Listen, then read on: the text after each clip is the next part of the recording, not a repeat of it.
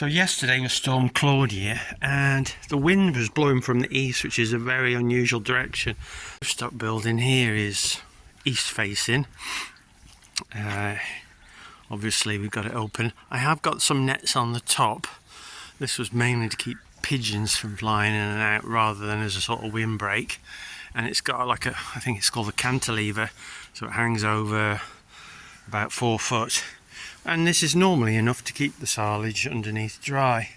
Now silage is not a dry product and you might be wondering why you're worried about it, but the cattle don't like eating it when it gets soaked with rain. It really puts them off. I'm going to have to sort of, I brought the bales round but I'm not going to put them in straight away. I'm going to try and make them eat some of it up because they are not keen. They're not keen.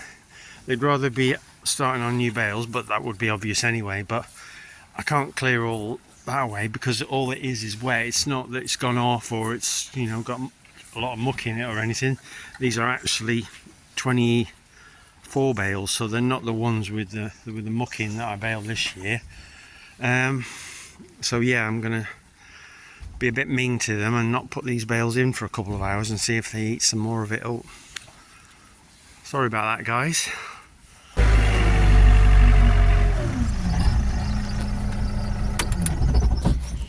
So one of the good things about bales is you don't normally get any waste, but occasionally this happens.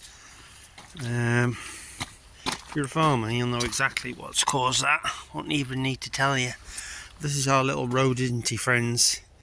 I don't know how long that's been like that, and that's a deciding factor really. If it's been like that since last winter, because these are last year's bales, then it could have rotted right through. And definitely it's rotted here. You can see it's gone down. When it rots, it basically shrinks. Possibility there's some on the sides and the back that's okay. Unfortunately, farms and rats is one of those things. It is about plastic and silage that attracts them, because it's always here where they seem to do the worst of the damage. Luckily this has been the first one I've come across. I hope it's the only one. Okay, right, let's get this bale around and open it up and see what it's like. So I'm going to hope it's not fully rotten, because I did manage to pick it up and get it round here, and when they're fully rotten that can be almost impossible. So what we'll do, if it's fully rotten, usually I just drop them straight in the middle and just let them rot away.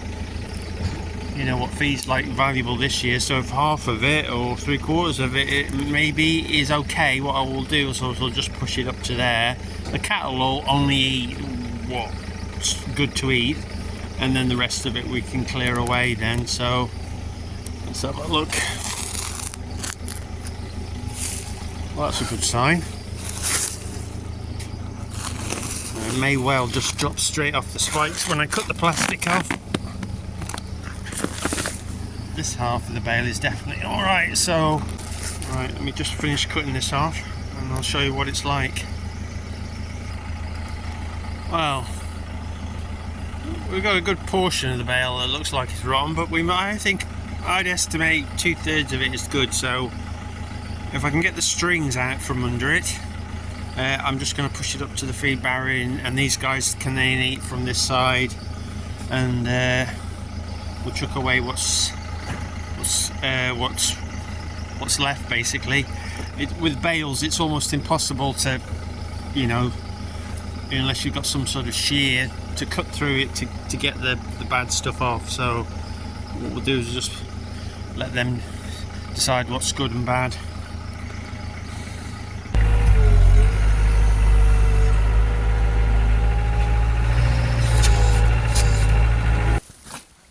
Yeah, there we go. So yeah, not a disaster. Could have been a lot worse, that. Put extra bale in anyway, so had 3 bales today, so this is an additional one, as it were. And hopefully we don't come across any more. So since when did Storm Claudia happen? Friday, Saturday was it? I shut them in then So it wasn't long after I did the last video that I ended up shutting them in, but it's about, what, 4 days later, I had to walk around the field. I thought, you know, it's pretty dry still. Pretty dry. I mean, it must have been so dry underneath that even though we had 40 plus mils of water, it's soaked it in. So I've opened the gate again today and I've let them out. I have shut them in they've all come back in, so I've shut them in. So I'm going to shut them in overnight. It's frosty, hard frost for the next 3 nights it's give. Because they have been in, so they might be a bit nesh. So I'll just make sure they stay in overnight. But if we can keep opening the gate in the morning and letting them out, that'll be good. Good for them, won't it? And it's surprising how much more silage they've eaten since they come in. I didn't think they were getting a lot of grass out, but I would estimate it, considering the amount of extra silage they had, they were probably getting 25% of the diet from grass. I know it's my neighbour, he hasn't shut his at all, although I think he's a little bit drier than us, but you know, there's a lot of farmers in the same position where we're a bit tight on winter feed, and if you can keep the cattle out and they're finding a bit of grass, it's saving on bales and it's saving on feed, isn't it? So that's a good thing. How long it'll stay dry for before we get the next dose of heavy rain, I don't know, but a bit of light rain we're not worried about. But the next few days at least it's going to be cold, so chances are it'll be on the dry side, and then we'll have to see after that. It's on a day-by-day basis now. But right, on with the next job. One of the last pre-winter jobs I want to do is to change this light fitting. It's a bulkhead, and if I just turn it on, I mean it's daylight now, but just find the right switch. It doesn't give much light, so we've got this undercover area now where we scrape out. Now normally I try, because I get back from work, I start early, I get back mid-afternoon, I can usually get everything done before it goes dark, but you never know, something might go wrong, tractor might not start or whatever, and we could be in the dark messing about. So it's really good to have some useful lights. So I'm going to change that one and put one of these like LED floodlight type ones on. There's no working lights on the 4.6. Other machines I think have all got working lights, but the 4.6 hasn't. It probably just needs the wiring sorting out. It's probably not that big a job, but having a good floodlight here will be a lot better. So trust me, if you turn that one on at night, it's a bit like an old candle. So turn that off and we're going to get that swapped over. And don't be fooled by that sunshine.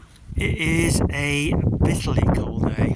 Don't get me wrong, I don't mind normally blue skies and sunshine and dry weather. Even at this time of year it's great. But for working fiddly jobs with your hands, it's a little bit cold. This is the other end of the shed, and I've already swapped over the light here.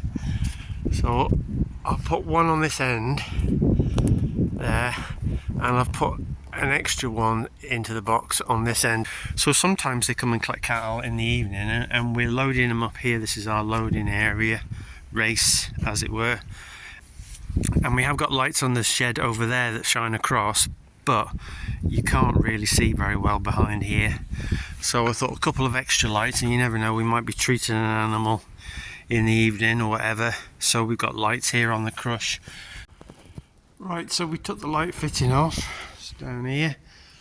What I would like to do though, I think, if I can, is move the location of the light.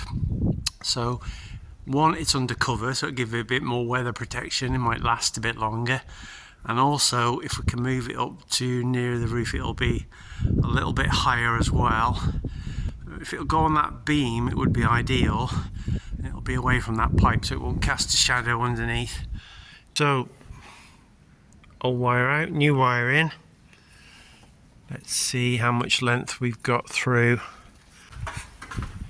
Okay, so we've got enough length to get it inside. That's where it was before. So I can have it up here. However, there's not enough length to get it on that beam up there, which I had originally hoped. I've got an idea, which I think, because if I put it there, this gutter pipe's gonna cast a bit of a shadow underneath. Okay, so that's all finished now. As you can see, I just screwed a bit of 3x2 onto the boards first, and then screwed the light onto that, just so that it'll stick out a little bit further. That was as much slack as I could get away with, otherwise I couldn't clip the wire at the back. But yeah, that's the job done. We'll pop back later and see whether this area is a little bit brighter. So there's one final thing light-wise I want to do before I get in the shed, and that's clean off these existing lights. They are absolutely hanging in dust. So I wonder if any light comes through them at all. Wow, they are really mucky. Because the brush isn't going to do it. They're going to need a clean. Now, I could undo all these clips on the side, but chances are I'll either break off or I'll be struggling to get back on, so I think I'll just go and get a damp cloth and wipe them off with that.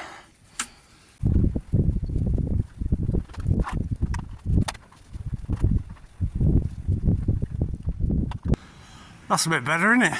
That should let a bit more light out.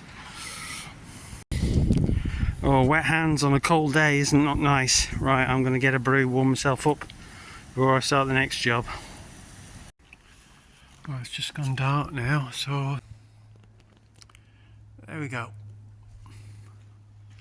That's not too bad, is it?